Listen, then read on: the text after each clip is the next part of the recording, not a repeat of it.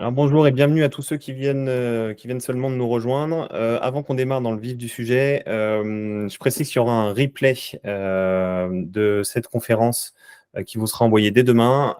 Concernant les questions-réponses, n'hésitez pas à répondre, poser vos questions pendant toute la durée de la conférence dans le chat directement et puis on prendra un petit moment pour y répondre à la fin de la conférence. Voilà, que ce soit sur la partie investissement ou financement. Et aussi, il y aura quelques sondages qui seront partagés pendant le webinaire pour rendre tout ça un petit peu plus interactif. Donc, n'hésitez pas à y participer. Je vais vous partager tout de suite la présentation pour démarrer dans le vif du sujet. Voilà, j'espère que tout le monde voit la présentation. Donc, pendant la communication sur cet événement, on vous a promis de répondre à 3 questions que j'ai reprises ici et qu'on va dérouler ensemble. La première, c'est est-ce que l'immobilier est toujours rentable?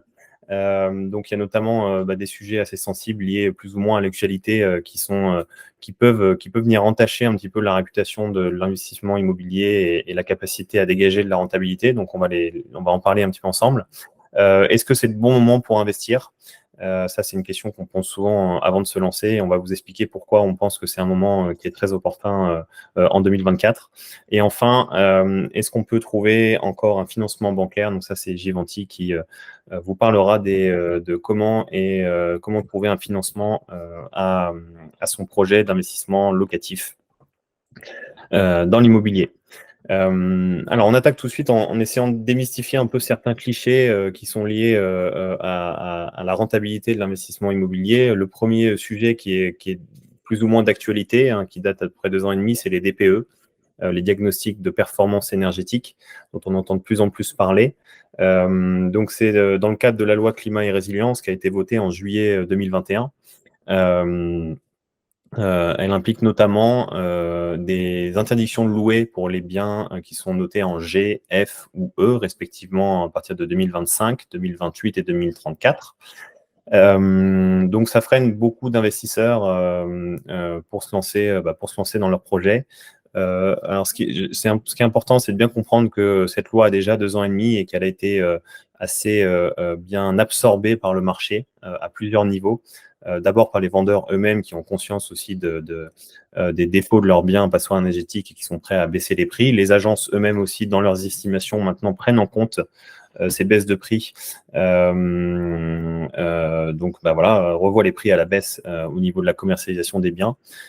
Et les entreprises qui font les travaux, comme nous chez Expatimo, on est capable de bien estimer les travaux nécessaires à faire pour améliorer les DPE. Chez Expatimo, on a été tous formés par un diagnostiqueur pour justement bien comprendre les tenants et les aboutissants et savoir estimer, identifier clairement les postes sur lesquels on peut intervenir pour améliorer le DPE. Donc, ça va être le chauffage, l'isolation, la ventilation, voilà, la production d'eau chaude principalement qui vont jouer. Donc, on sait sur un bien donné, en analysant les DPE, comment les améliorer pour plus que ce soit un frein et au contraire une opportunité puisqu'on peut aller chercher des prix à la baisse dans ce contexte-là. Le deuxième élément qui peut être lié aussi, qui peut venir un petit peu entacher la rentabilité d'un bien, c'est le risque d'impayé. On a souvent l'impression qu'il est élevé. En l'occurrence, c'est pas le cas. Les statistiques au niveau national indiquent un niveau d'impayé global de moins de 20% des baux. Chez Expatimo, on a sorti la statistique, on est plutôt en dessous de 0,5%. Comment grâce au choix des critères, enfin aux critères de choix de locataires qui sont assez stricts et qui permettent justement de se protéger, de minimiser un petit peu ce risque. Alors, c'est à préciser que je parle bien d'impayés de loyer, donc vraiment de personnes qui ne payent pas in fine, par opposition au retard de paiement, qui eux sont un peu plus courants, il est vrai, mais qu'on arrive toujours à résoudre voilà, en trouvant des accords avec les locataires qui sont parfois dans des situations financières un peu compliquées, mais de manière très temporaire. Voilà. Si vous souhaitez vraiment vous protéger de ce risque-là, il existe des garanties loyers impayés qui permettent pour quelques pourcentages du coût du loyer, de se protéger et de dormir sur ses deux oreilles. Voilà. En dernier lieu, on va parler un petit peu de fiscalité aussi. Beaucoup pensent qu'en France, on peut se faire facilement matraquer fiscalement, également sur les revenus locatifs. C'est le cas en location nue notamment, mais il faut savoir qu'il existe certains régimes qui permettent d'avoir une fiscalité allégée, une fiscalité douce sur les revenus locatifs, et notamment le statut dont vous avez déjà entendu parler peut-être, qui est le LMNP, donc le loueur meublé non professionnel, qui permet, en pratiquant des amortissements du bien, de ne pas payer d'impôts pendant au moins les 10 premières années de détention. Voilà, donc c'est un avantage fiscal qui est hyper intéressant en France, hein, qui est accessible jusqu'à 23 000 € de revenus. Deuxième niche fiscale de ce régime, qui a aussi son importance, qui n'est pas forcément souvent connue, c'est le bénéfice qu'on a sur le calcul de la plus-value. Pourquoi? Parce qu'en fait, en général, sur un actif, quand on pratique des amortissements comptables pendant la détention, ces amortissements sont repris en compte dans le calcul de la plus-value lors de la vente.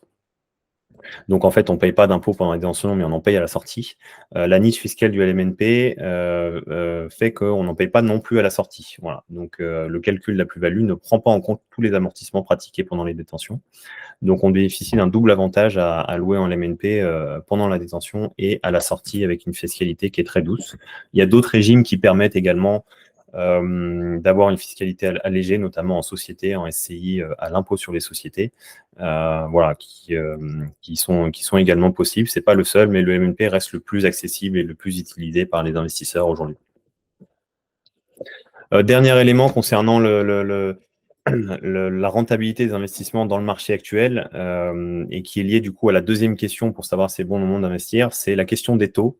Je vais vous dire quelque chose qui va peut-être vous surprendre, mais on considère que les taux aujourd'hui sont bas, malgré ce qu'on peut avoir entendu dans les médias, lire sur les réseaux, etc., ou qui évoquent des taux très importants. Je vous invite à prendre un peu de perspective sur ces niveaux-là, en vous présentant ce schéma qui donne la courbe des taux sur les 40 dernières années. Alors, elle n'est pas tout à fait à jour.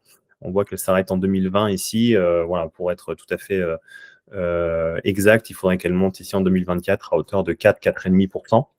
Vous voyez que ça représente des taux qui sont plutôt de l'ordre de ceux qui étaient pratiqués en 2008, hein, après la crise des subprimes.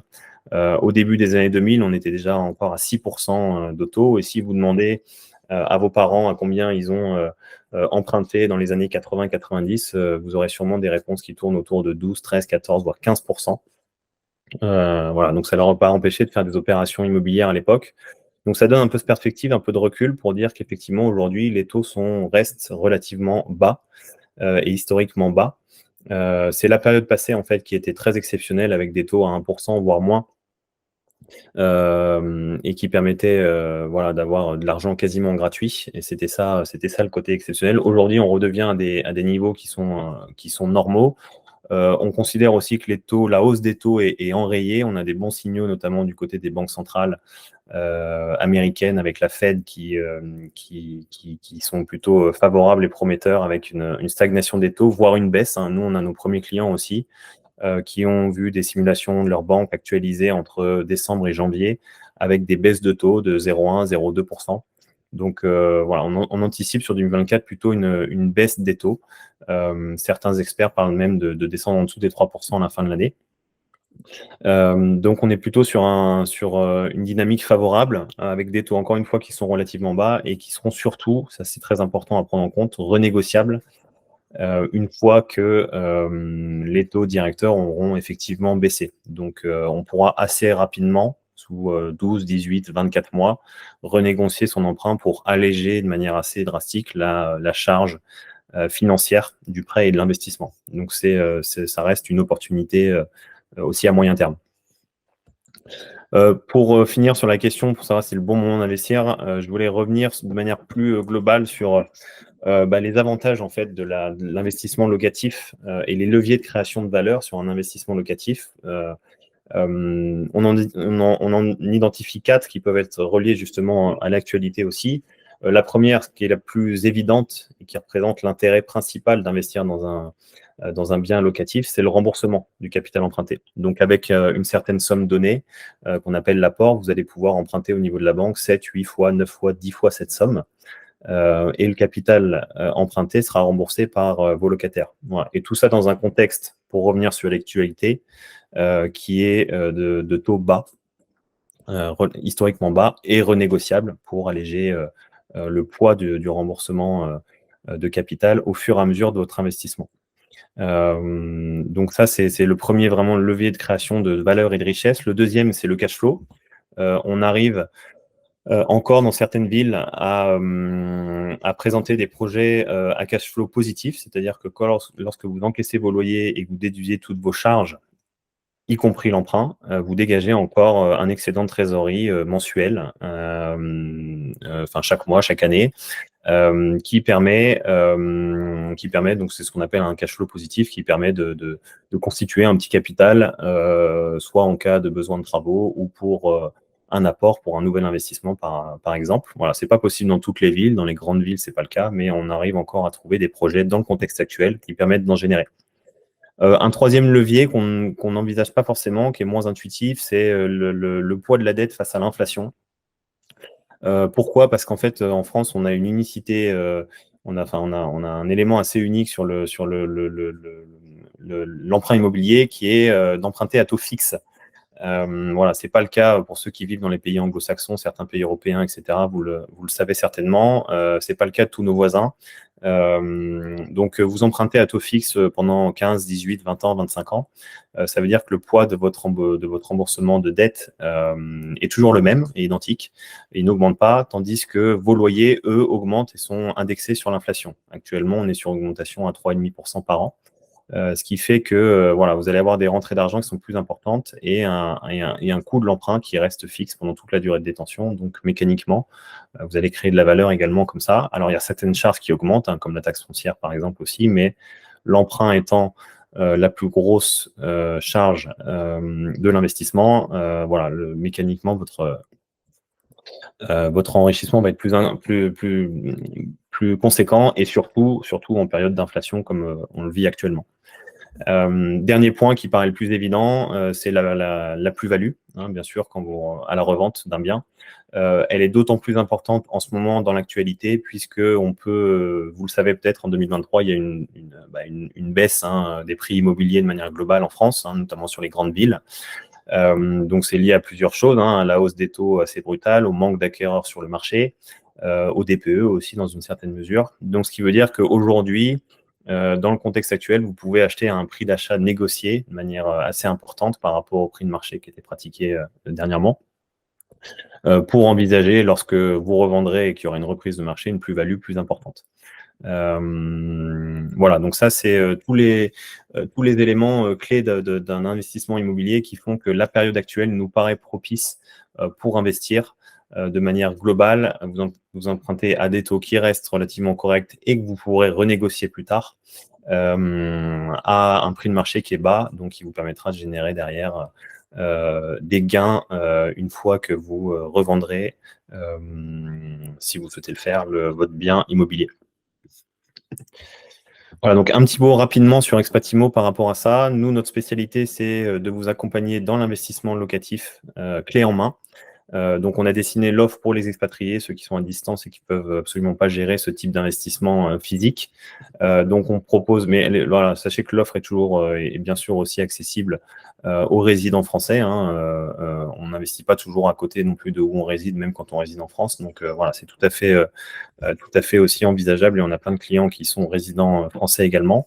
Donc, on intervient sur toute la chaîne de valeur de l'investissement, de la recherche du bien en lui-même, sur l'accompagnement sur toute la transaction.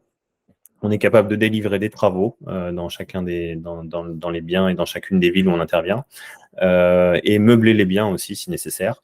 Ensuite, de mettre en place le premier locataire et d'assurer la gestion locative sur toute la durée de l'investissement. Là, vous avez ici une petite carte des villes dans lesquelles on intervient actuellement. Donc, on a lancé l'activité il y a à peu près 4 ans à Mulhouse.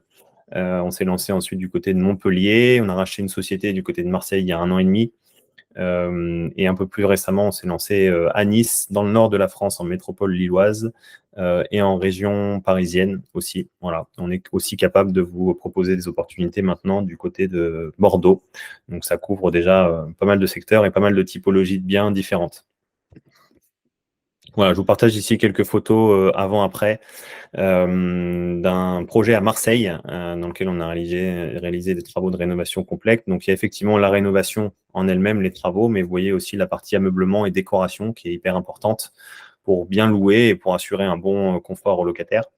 Voilà, et on a internalisé, nous, cette compétence avec Marie, qui est notre décoratrice d'intérieur, architecte décoratrice d'intérieur, et qui s'occupe justement de ces rénovations et décoration de tous les biens, ameublement et décoration de tous les biens.